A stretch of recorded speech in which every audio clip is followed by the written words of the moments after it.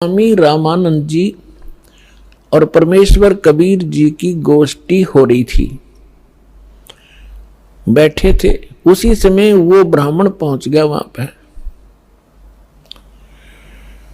और उस ब्राह्मण ने अपने गुरुदेव स्वामी रामानंद जी से कहा कि गुरुदेव, मैं अति दुखी हो चुका हूं, अति आर्त हूं, आपकी शरण आया हूं, मुझे कोई समाधान बताओ। तो रामानंद जी ने उनको बहुत सारे जंतर मंत्र और बहुत से और भी दान धर्म के तरीके बताए थे, उनसे भी उसको कोई राहत नहीं मिली। तो पुण्यात्माओं, आप जो भी कोई दुखी प्राणी होता है वो परमात्मा की राहत लेने के लिए संतों के पास जाते हैं, या उसको जो भी कोई बता दे कि वहाँ झाड़ा लगाते हैं, वहाँ कोई ओझा बैठा है, तो वहाँ भी जाते हैं। तो जितने भी संत हैं पहले अपनी क्रिया बताते हैं, आप ऐसे करो, ये मंत्र जाप करो, ये ऐसा दान करो, उनसे भी कोई लाभ नहीं होता है। तो सभी लास्ट में ये कह देते हैं कि ये आपके प्रारब्ध में निहित है, अर्थात आपकी किस्मत में लिखा है, ये आपने भोगना ही पड़ेगा। फिर उदाहरण देते हैं कि जैसे भगवान श्री राम ने बाली को मारा था, जो सुग्रीव का भाई था, वृक्ष की ओट लेकर, और उसका भी बदला भगवान ने भी देना पड़ा श्री कृष्ण रूप में।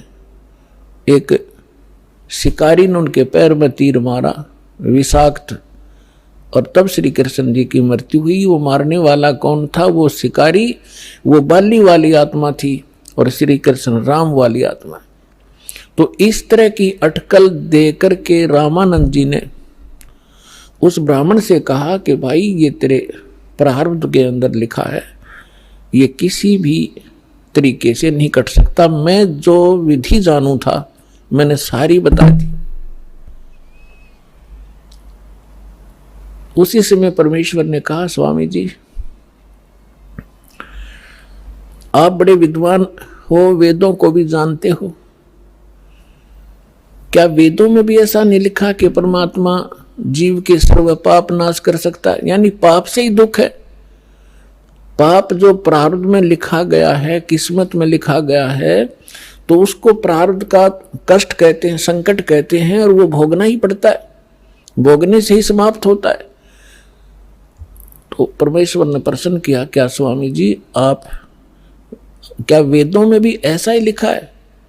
स्वामी जी ने तपाक से कहा कि हाँ ऐसा ही लिखा है, किसी वेद में ऐसा प्रमाण नहीं, सब ये लिखा कि अपना कर्म भोगना ही पड़ेगा। तो परमेश्वर ने कहा कि यजुर्वेद अध्याय नंबर 8 के श्लोक नंबर 13 को देखिए स्वामी जी। अब उनको जुबानी याद था, अपने आत्माओं या बिजली गिरी हुई है, सदग्रंथों को कंठस्थ याद कर रखा था इन ब्राह्मण लोगों ने, और इनको कख नहीं पता था ये बता क्या रहे।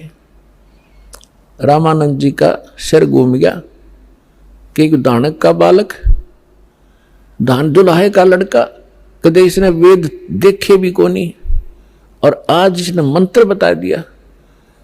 104 साल के उसमें परमात्मा के उनके जीवन में, लीला में जीवन जो परमात्मा शरीर में दिखा रहे थे, 99 वर्ष का अंतर था, 99 वर्ष बड़े थे परमात्मा से, और सारा जीवन ही उन्होंने वेद और गीता पुराणों के अध्ययन में बिताया था। तो परमेश्वर ने कहा, कबीर साहब ने कहा, स्वामी जी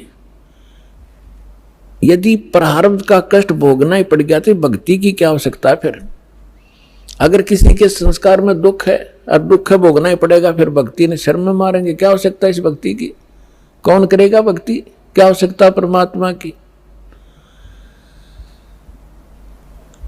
वो भक्ति इससे हटकर है, और वो मंत्र मेरे पास है। अपने आत्माओं, जो दुखी व्यक्ति है उसको तो संकेत चाहिए। उसने तभी पूछा कि आप कौन हो भाई? ये भगत जी आप कहाँ रहते हो? अब वो लाल कपड़े पहन रखे, सारी उम्र संस्कृत बोली, उसने तो महाराज जी समझ रहे। और परमात्मा बैठे एक सिंपल वेशभूषा में। उसने न्यू कहा, भगत जी कहाँ रहते हो आप, आपका कहाँ ठिकाना है? परमात्मा ने बताया, भाई मैं दानक सू दुल्हा हूँ और नीरू का पुत्र हूँ, ऐसे ऐसे हमारी झोपड़ी वहाँ रहा करूँ।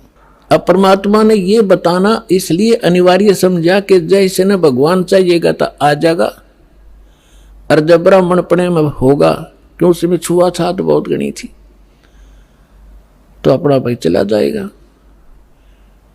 तो परमात्मा वो तो जा लिया श्याम ने साथ साथ। महाराज मैं घना दुखी हो गया। तो वहां जब परमात्मा के पास गए, और भी बहुत से आर्त व्यक्ति बैठे थे, और वो आपस में चर्चा कर रहे थे कि मैं इतना दुखी था। परमात्मा से नाम लिया, अरे भगवान आए हैं, ये परमात्मा है, तुम इसको दुल्हा मत समझो, दानक नहीं है। अब जिसके कांटे से निकल रहे वो क्यों कर कहीं सिंपल मैन है। तो उस व्यक्ति वो पहुंचा वहां पर ब्राह्मण, जब वो और भक्त बैठे बतला रहे थे, भगवान आए, जब सत्संग का आयोजन था उनके साथ दूसरे साथी बाहर मैदान में, तो उस ब्राह्मण का कुछ दिल डटा। जब ये सारे भगत कह रहे हैं तो कुछ बात बनेगी। तो परमात्मा के आशीर्वाद मात्र से परमात्मा ने कहा, भाई अपने सारे बच्चों को ले आ। उसने सारा दुख बताया, उनको दीक्षा दिला।